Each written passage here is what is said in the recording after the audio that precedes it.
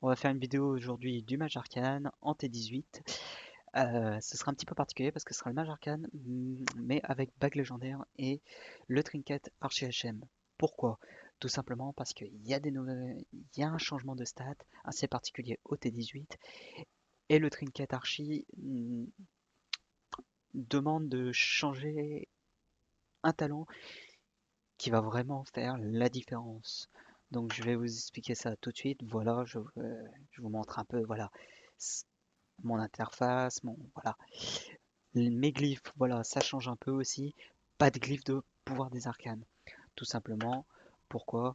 Parce qu'on pourra l'utiliser comme ça à chaque cristal prismatique, à chaque bague. Niveau des talents, cristal prismatique, en mono, rune de puissance aussi, et la magie instable. La magie instable, tout simplement parce que c'est beaucoup plus puissant que la supernova à arriver au trinket archi HM. Donc je vous montre, voilà, un petit pool. On pose la rune de puissance, on buff. Toujours pareil, le pool traditionnel, donc on prépote à DBM2, on fait un barrage des arcanes, et là il y a le changement. On pose le cristal, le pouvoir des arcanes, la bague légendaire, et on envoie tout dès le début. On ne monte pas à 4 charges. Le trinket est tellement puissant qu'il nous fait cast voilà, à 0,9 secondes la déflagration des arcanes. Ce qui permet de faire un pool assez conséquent. Là, on va arriver, on va mettre pause. Hop, voilà. L'explosion de la bague, ça fait une explosion à quand même 1 200 000. Ça fait un pool à 259k.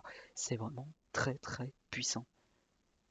C'est un gameplay aussi qui va consommer énormément de mana au pool. Il y a de grandes chances, avec BL, de finir presque home à la fin de la bague. Et c'est tout à fait normal. Le seul moyen de régénérer un peu plus, c'est d'augmenter peut-être un peu plus la hâte.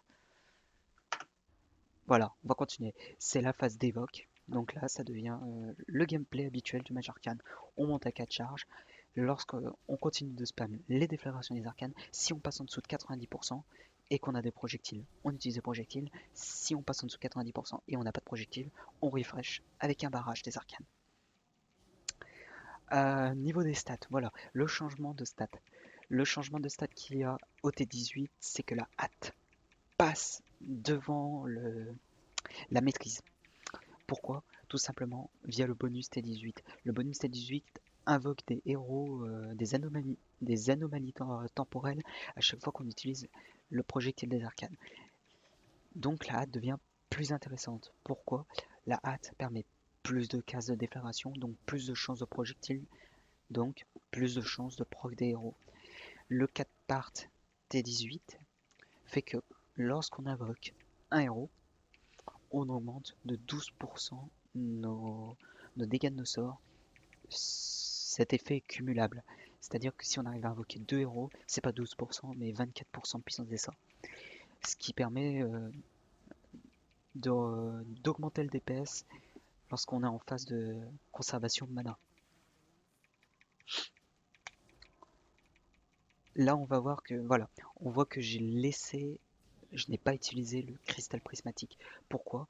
Parce qu'une fois qu'on a la bague légendaire, on doit laisser le cristal prismatique et le pouvoir des arcanes disponibles pour la bague.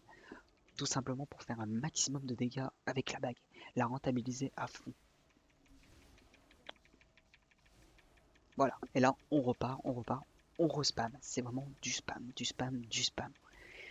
Quand on pose notre cristal, il ne faut penser qu'à un seul sort, c'est la déflagration.